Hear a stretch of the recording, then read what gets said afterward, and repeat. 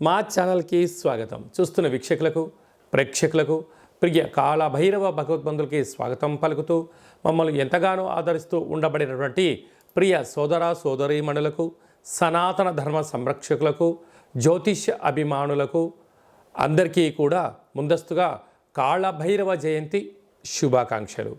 అలాగనే మనకు డిసెంబర్ 1వ తారీఖున కార్తీక మాసం ఆదివారం అమావాస్య సందర్భంగా అందరికీ ఆ అమ్మవారు, ఆ కాళభైరవుడు, ఆ జగన్మాత నిండు నూరేళ్ల ఆయురారోగ్యాలను ప్రసాదించాలని మనసారా కోరుకుంటూ ఈ వీడియో మీరు చూస్తున్నారు అన్నట్లయితే మీకు ప్రత్యక్షంగా కానీ పరోక్షంగా కానీ కాళభైరవ స్వామికి ఆశీస్సులు మీ మీద ఉన్నట్లే అని చెప్పి గమనించాలి. ఈ వీడియోను చివరిదాకా చూసి మనసారా కాళభైరవ స్వామికి దండం పెట్టుకున్నట్లయితే మీరు అనుకుంటున్నటువంటి అన్ని పనులలో విజయం మీ సొంతం, అష్టకష్టాలన్నీ తొలగిపోయి అష్టైశ్వర్య ప్రాప్తి కలుగుతుందని చెప్పి కూడా ఆశీర్వచనం. 1/12/2024 నుండి 15/12/2024 వరకు ద్వాదశ రాశుల్లో గ్రహ గమనాలు ఒకసారి వీక్షింపచేద్దాం.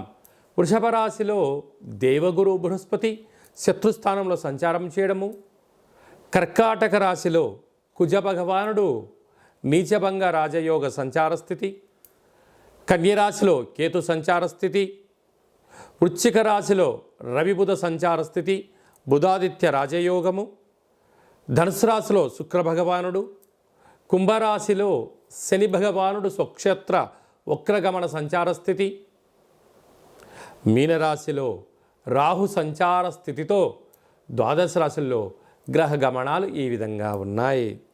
కుంభరాశి వారు ఈ ఆదివారం అమావాస్య సందర్భంగా కాళభైరవ జయంతి సందర్భంగా ఆంగ్ల సంవత్సరం చివరి మాసంలో ఎలాంటి కష్టాలు ఉంటాయి, ఎలాంటి వీటిని ఎలా తొలగించుకోవాలి, దృష్టానికి ఐశ్వర్యానికి స్వాగతం ఎలా పలకాలో ఈ వీడియోలో తెలుసుకుందాం. కుంభరాశిలో ఏ నక్షత్రాలు వస్తాయనగా ధనిష్ఠా నక్షత్రంలోని 3వ పాదం, 4వ పాదం, శతభిష నక్షత్రంలోని 4 పాదాలు, పూర్వాభాద్ర నక్షత్రంలోని 1, 2, 3 పాదములు కలిపితే కుంభరాశి అవ్వడం జరుగుతుంది. కుంభరాశి యొక్క అధిపతి శని భగవానుడు. చాలామందికి పుట్టినటువంటి కాల సమయంలో డేటా బర్తులు లేనటువంటి వారికి పేరు యొక్క మొదటి అక్షరాన్ని అనుసరిస్తూ ఆ రాశిని తెలుసుకునే ప్రయత్నం చేద్దాం. గు, గే, గో, సా, సి, సు, సే, సో, ద అక్షరాల వారందరూ కుంభరాశి జాతకులే. కుంభరాశి యొక్క అధిపతి శని భగవానుడు.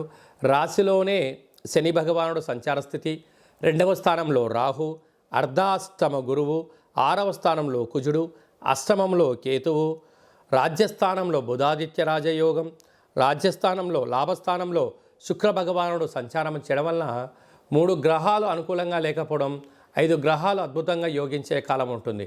అదే కాకుండా ఏలనాటి శని మధ్యమ సంచార స్థితి, సంవత్సరము ఆంగ్ల సంవత్సరానికి చివరి రోజులు కనుక మీ జన్మ నక్షత్రం రోజున అష్టమి, పూర్ణిమ, అమావాస్య తిథుల యందున దూరావాయు జల ప్రయాణాలు పెట్టుకోకపోవడము ఉత్తమోత్తమం. అప్పులు ఇవ్వకపోవడము యోగదాయకం. ఉండబడిన దాంట్లో ప్రణాళికాబద్ధంగా చక్కటి ఆరోగ్యాన్ని ఏర్పాటు చేసుకోవడం, అసలు సీజనల్గా వచ్చేటువంటి జలుబు సమస్యలు కానీ దగ్గు సమస్యలు కానీ జ్వరం వచ్చేటువంటి పరిస్థితి కూడా చాలా అధికంగా ఉంటుంది. సకాలంలో తిండి, సకాలంలో నిద్ర, సకాలంలో తగు వ్యాయామం, ఆరోగ్య సూత్రాలు పాటించగలిగితే ఇదే మహాభాగ్యము అని చెప్పి గమనించగలగాలి. అదే కాకుండా ప్రభుత్వ అధికారులతో చాలా అప్రమత్తత చాలా అవసరము. చిన్న చిన్న విషయాలకు గొడవలు కానీ వాగ్వివాదాలకు వెళ్ళకపోవడం యోగదాయకం. మీరు ప్రయాణం చేస్తున్న వాహనాలు తగు స్పీడ్లో వెళ్ళడము, వీలైనంత వరకు వేగ నియంత్రణ మంచిదని చెప్పి గమనించాలి. ఇలాంటి కాల సమయంలో జలగండాలు, వాయుగండాలు, శత్రువులతో యుద్ధం వచ్చే అవకాశం పరిస్థితి ఉంటుంది. యుద్ధం అనగా మాటల యుద్ధం కానీ ఏదో ఎక్కడో ఇబ్బందికరే పరిస్థితి ఉంటుంది.